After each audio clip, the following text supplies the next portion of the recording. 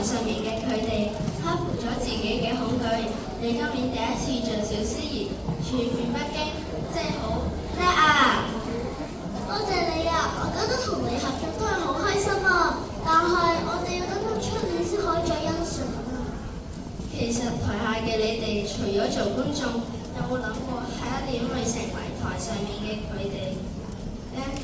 正所謂只要有恒心，鐵杵磨成針，只要努力，一定做得到㗎。更何況學校有咁多音樂團體同活動小組，一定有一樣嘢係適合你哋㗎。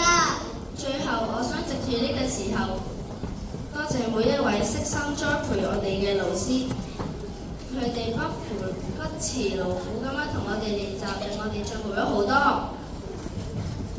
同埋台下嘅你哋一直都好認真咁樣睇表演，不如俾啲掌聲大家啦！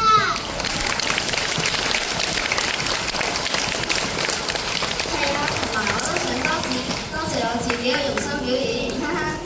知啦，我哋差唔多要休息啦。多謝啦。